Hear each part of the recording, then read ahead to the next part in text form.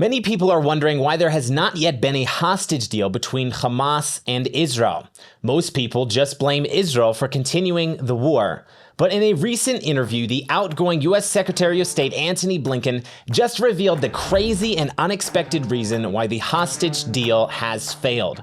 This is pretty wild. I'm Josiah Hilton, and this is the Israel Guys. Before we jump into today's story, a headline just came in from the Times of Israel about a terrorist attack. The headline reads, 3 killed, 6 injured in West Bank terror shooting. IDF launches manhunt for the attackers. At least 2 Palestinian terrorists carried out the deadly shooting attack in the West Bank village of Al-Funduk. A military source says the terrorists opened fire on a bus and 2 cars that were traveling along Route 55, which passes through the village, before fleeing the scene in a car. The IDF has dispatched a large number of forces to search for the gunman. 3 civilians were killed and 7 others were wounded, including the 63-year-old bus driver who is in serious condition, medics say. Now, where this attack happened is just 15 minutes away from where I'm recording the show right now. This town, Al-Funduk, is a town I drove through just last week on my way back from central Israel. I would ask you to please pray for the families of those murdered in this attack, as well as complete recovery for those who were injured. Guys, terrorism in the last couple of months has been rising all across Israel, not just in Judea and Samaria, clearly showing that the Palestinians are not, as they have really never been, ready to be a partner for peace, as so many across the world claim they are. So many people in the world are wondering why there has not yet been a hostage deal between Israel and Hamas. Many people blame Israel for not giving in to Hamas's demands, as if Israel should be the one capitulating to Hamas when Hamas brutally attacked Israeli civilians in the first place and started this whole entire war. Others say that Israel was deliberately delaying negotiations. Now, in a recent interview with the New York Times, the outgoing U.S. Secretary of State Antony Blinken shed some light on what has been going on with the hostage deal with Hamas.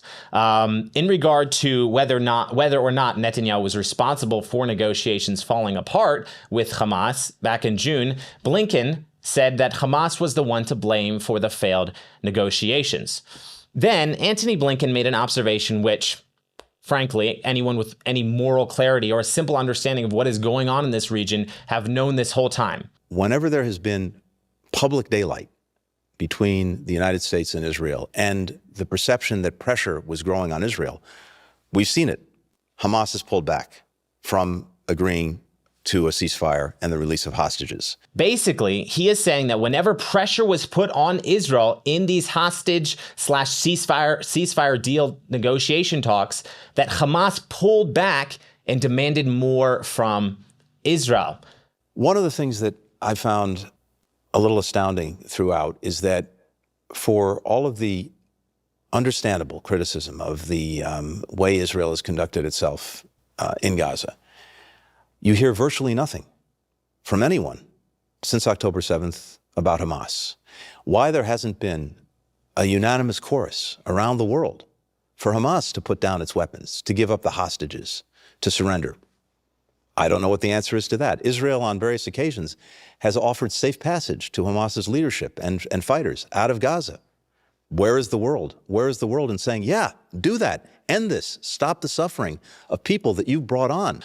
If America, one of the most influential nations in the world for foreign policy, had come out with guns blazing, metaphorically obviously, pressuring Hamas to surrender and release the hostages, I'm telling you, many nations of the world would have followed suit and put immense pressure on Hamas. Now, I'm not going to make the claim that if the world had pressured Hamas from the beginning, then Hamas would have surrendered, but at least they wouldn't have been giving Hamas the unspoken support that they gave them by putting all the pressure on the state of Israel. And it is almost for sure that Hamas would have agreed to a hostage ceasefire deal with Israel.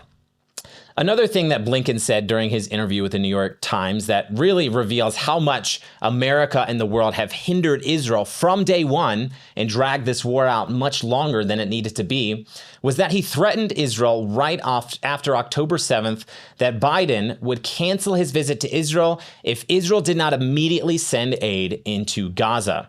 Including arguing for hours on end about the basic proposition that the humanitarian assistance needed to get to Palestinians in Gaza. And that was an argument that took place because you had in Israel, in the days after October 7th, a totally traumatized society.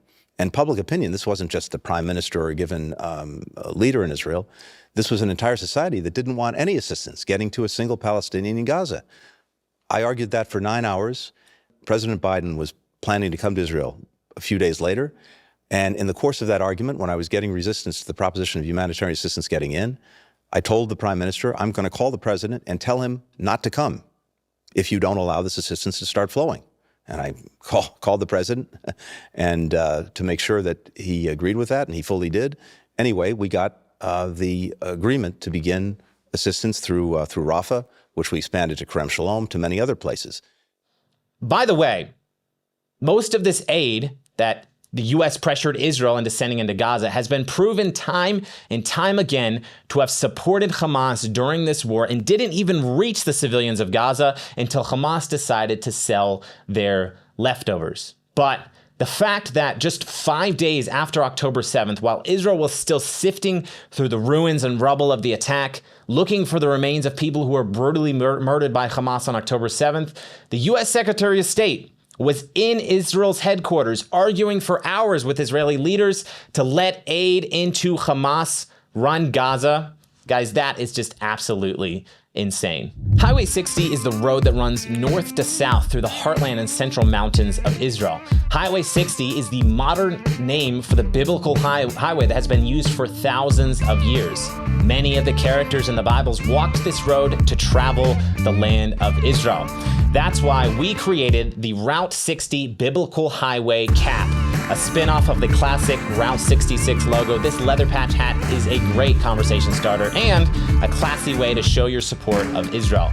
This hat is the Richardson 112 trucker cap and is our staff team's all-time favorite fit for a ball cap. Click the link in the description below to purchase your Route 60 Biblical Highway hat today. It's now available in 5 colors. Don't wait though, we only have a limited stock. Click the link in the description below to buy yours today. Israel Hayom just reported that Trump, the incoming president Donald Trump, is planning to impose some serious sanctions on the ICC, the International Criminal Court. The report noted that some of these executive orders could be implemented as soon as January 21st. According to Israel Hayom, the sanctions package will target both individual ICC personnel, including judges and prosecutors, and the institution as a whole. The administration intends to classify the ICC as an organization threatening U.S. interest, employing designation procedures similar to those used by the State Department for terrorist organizations globally. This designation will trigger severe restrictions on anyone involved with the court's operations. Financial institutions worldwide will be required to terminate relationships with the ICC personnel or face U.S. sanctions themselves. Mirroring actions taken against sanctioned Israeli citizens by the outgoing administration, ICC staff will find themselves unable to perform routine banking operations or use their credit cards. Their economic activities will be effectively frozen, with exceptions only for essential needs such as food purchases. Furthermore, all U.S.-based assets belonging to the ICC employees and the institution will be frozen. So the goal of these restrictions that Donald Trump would be putting in would be to get the ICC to withdraw the arrest warrants for Israeli officials, which we've already shown very clearly is a modern-day blood libel by the International Criminal Court against Israel. Israel Hayom also reported the incoming administration considers the ICC's arrest warrants against Prime Minister Netanyahu and former Defense Minister Gallant a direct threat to U.S. national security. They believe these actions ultimately seek to strip the U.S. and its allies of their ability to mount military defenses against global threats. To me, seems like a very sensible approach for the incoming administration. Now, if these reports are actually true and incoming President Trump does indeed sanction the ICC and the ICC retracts their arrest warrants for these Israeli officials, then this will mean the world will be a safer place for good people and a more dangerous place for the terrorists who are trying to destabilize world peace. Guys, don't forget to check out the Route 60 Biblical Highway caps on our online store. Click the link in the description below. Thank you for watching. Please subscribe and like this video if you enjoyed today's program. As always, stop listening to the lies and propaganda and connect with the truth of what is happening in Israel. We'll be back soon here at the Israel Guys.